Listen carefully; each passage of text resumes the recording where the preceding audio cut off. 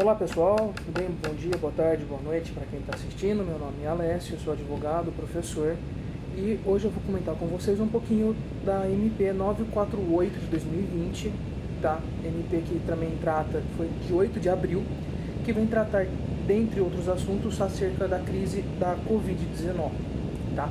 Primeiro aspecto, essa MP, dentre todas as outras, ela vem versar sobre situações de calamidade que foram causadas pela pandemia do coronavírus, ok? Primeira situação dessa lei, que é a mais importante, ela vai tratar sobre direito do consumidor, ok? Sobre uma situação de cancelamento ou remarcação de eventos culturais e turísticos, ok? Então, qual que é a primeira situação mais importante que nós vamos trazer aqui? Todo cancelamento ou remarcação que ocorrer, geralmente pelo Código de Defesa do Consumidor, ele traz o direito de reembolso, ou seja, a empresa paga de volta para quem comprou. Então eu sou uma pessoa, vou assistir a uma peça de teatro ou vou a um show e esse show ele é cancelado, então eu tenho direito a reaver o dinheiro que eu investi para esse evento. O mesmo vale, por exemplo, para situações de pacotes de turismo, viagens, etc. O que traz essa MP de mais importante? Bom, inicialmente ela fala que os cancelamentos de eventos de turismo e cultura que ocorrerem devido ao estado de calamidade pública, ou seja, devido à crise do coronavírus, tá? Esses shows e eventos culturais e turísticos, eles desobrigam ao reembolso por parte da empresa que organizar. Vamos traduzir. Então, a empresa que for obrigada ao cancelamento desses eventos por conta da crise do coronavírus, ela não vai ser obrigada a reembolsar, a devolver o dinheiro para o seu cliente. Porém, ela fica obrigada a 3 opções.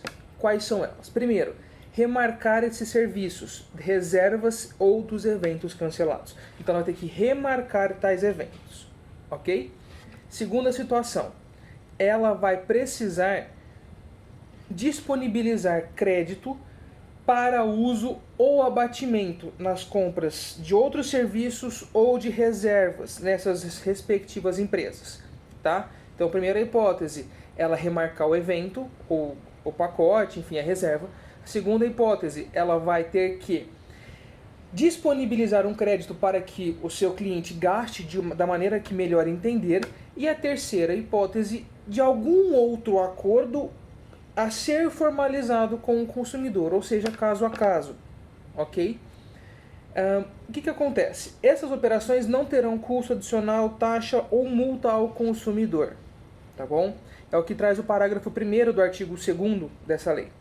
Tá? Só que tem um detalhe, essa solicitação do consumidor para remarcação ou para crédito, etc., ela tem que acontecer em até 90 dias, contando quando a data que entrou em vigor a MP, ou seja, 8 de abril.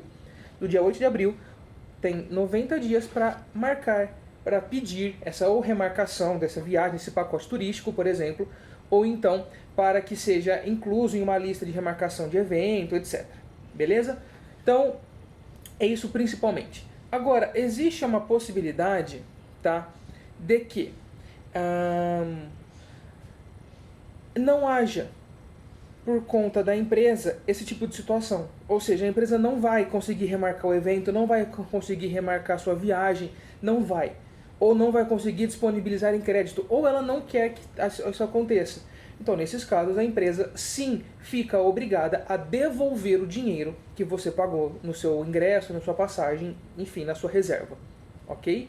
Então, isso é uma situação que a lei traz. Ou a empresa garante o crédito para você usar, ou a empresa remarca para uma outra data, ou ela vai ter que ser obrigada a devolver o seu dinheiro. Beleza? E aí existe uma situação que fala sobre os artistas. Continuando então, o artigo 3º, antes de falar dos artistas, o artigo 3º dessa lei é uma lei, é um meio de procurar curtinha, é uma MP, na verdade, não é lei ainda, é uma MP. Ela tem peso de lei, mas ela não é uma lei propriamente dita. O artigo 3º fala que ele é prestado, essa MP serve para prestador de serviço turístico e sociedade empresária, e também cinema, teatro e plataformas digitais, que vendam ingressos online. Tá? Então essas empresas também precisam se adequar a essas situações. Não são somente grandes empresas, mas todas que trabalham com esse tipo de comércio e prestação de serviço, ok? O artigo 4º, ele vai falar basicamente sobre como vai funcionar para os artistas, tá? Como que vai ficar para os artistas nessa situação? Basicamente, os artistas, então, só vou ler um trechinho rapidinho, que forem afetados ou impactados pelos cancelamentos de eventos, incluindo show, rodeio, musical, etc., nessas situações terão, não serão obrigados a reembolsar valores caso já tenham sido pagos. Então, o artista foi contratado para um evento X, já recebeu, porém o evento foi cancelado. Geralmente o artista teria que devolver o seu cachê proporcionalmente, conforme previsto em contrato, pelo cancelamento do evento. Nesse caso, o artista não será obrigado a reembolsar o valor do contrato que ele já recebeu, tá? Desde que seja remarcado esse evento com prazo de 12 meses, contando o encerramento do estado de calamidade. Então, isso aqui pode gerar um certo problema futuro. Vamos pensar em shows, então, por exemplo, um rodeio. O rodeio ele geralmente acontece em épocas específicas, datas específicas. Então as agendas dos cantores, enfim, eles já são programados com praticamente um ano de antecedência.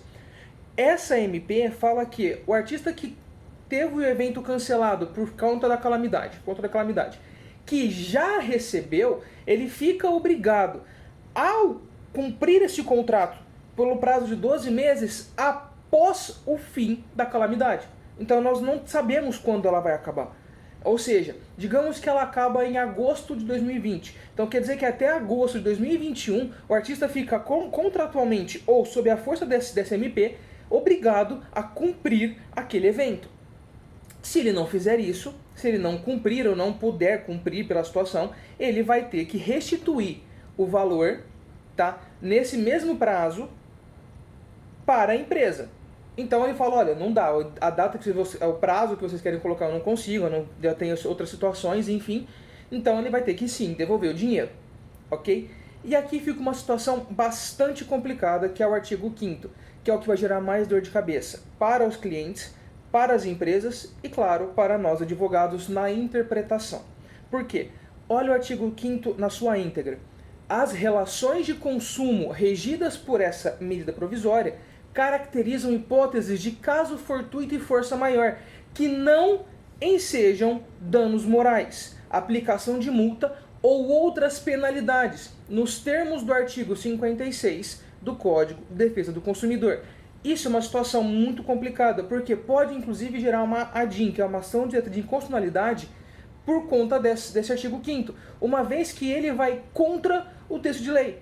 Ele está dizendo, ele não está revogando um artigo, só que ele está dizendo que a aplicação das penalidades previstas no Código de Defesa do Consumidor não serão aplicadas nos casos que forem ocorridos por conta da MP. Então isso aqui vai gerar um caos interpretativo muito grande. Qual que é a minha interpretação pessoal? Não é uma interpretação profissional, não é uma interpretação legal nem jurídica, é uma interpretação pessoal. Eu entendo que os casos que forem previstos precisarão ser discutidos caso a caso, porque nessa situação não há como você identificar o que foi um caso fortuito, força maior, e o que foi um encerramento de contrato ou um cancelamento de evento pura e simplesmente. Entenderam? Então, qual é o dano sofrido? Como foi ocorrido? Qual é o nexo causal entre fato e direito? Então, esse nexo é muito importante. Digamos então que um exemplo bastante alegórico para a gente tentar entender. O evento, eu tenho um rodeio marcado para início de abril, início de maio, perdão, agora, no próximo mês. O estado de calamidade não foi encerrado e o evento foi cancelado. Só que eu fui afetado moralmente por isso? Não fui. O evento foi cancelado, eu sei que ele foi cancelado por uma situação extremamente complicada, algo que o mundo inteiro está passando, e eu tenho direito a crédito para um evento futuro, eu tenho direito a usar o mesmo ingresso sem aquisição, sem pagamento de valores extras para uma nova data do evento. Então eu não vou ter direito, com base na MP, há uma ação indenizatória de dano moral por conta de um cancelamento de um evento. Então, essa é a minha interpretação. Claro que outras pessoas podem interpretar de outras maneiras. Ok? Então, eu espero que tenha ficado claro. Qualquer dúvida, deixa aqui embaixo a sugestão, tanto no YouTube quanto no Instagram. Tá? Me sigam nas minhas redes sociais, vão estar todas na descrição do vídeo no YouTube. Muito obrigado e até a próxima.